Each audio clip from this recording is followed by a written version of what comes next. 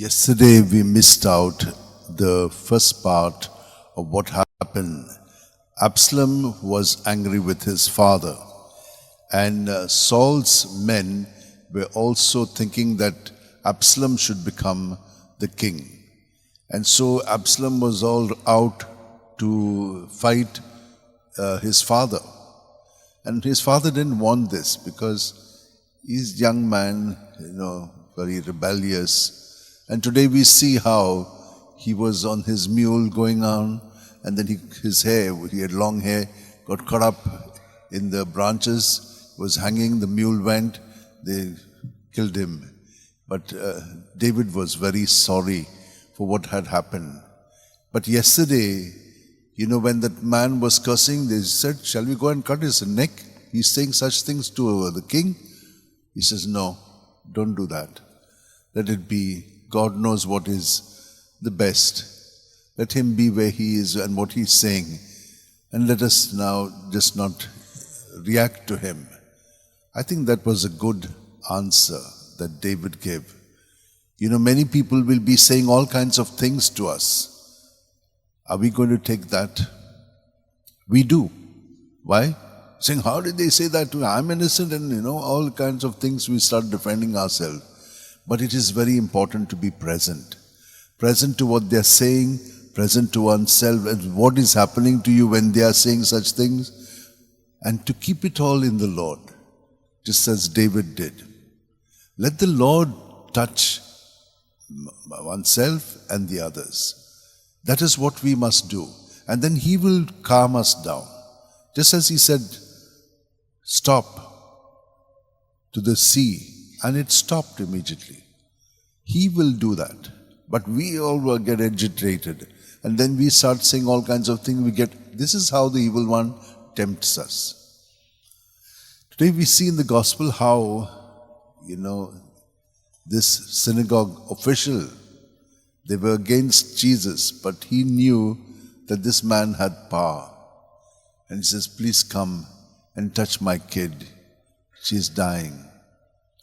And as he was going, she's dead. He said, don't fear, just believe. See, my dear sisters and brothers, the Lord is there with us. He knows everything, but we don't trust Him.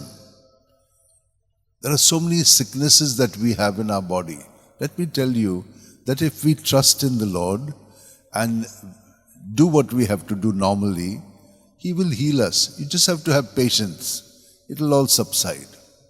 But believe. There was a sister who once came and told me, Father, you know what I do? I make a cross wherever I need healing. Okay, I've got headache.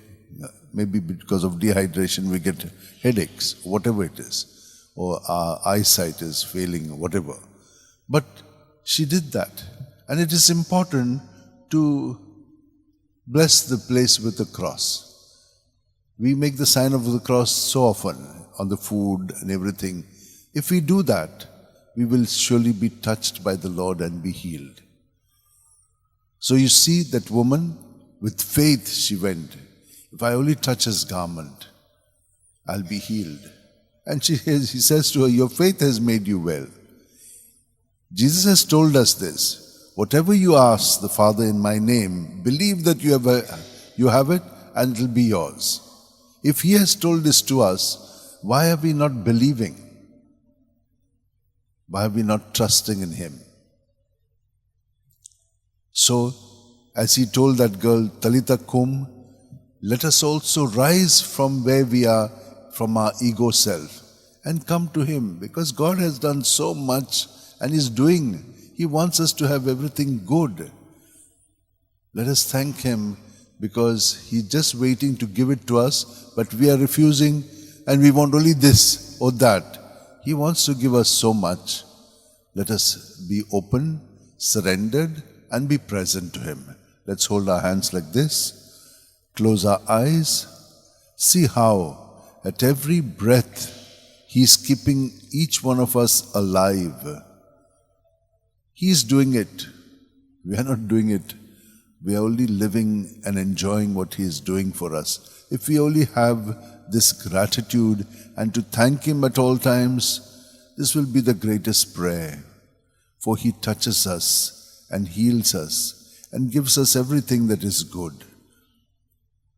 And so, with this touch of the Lord, let us offer ourselves to Him so that we may continue to be His presence in our thoughts, words, and deeds to everyone whom we encounter today.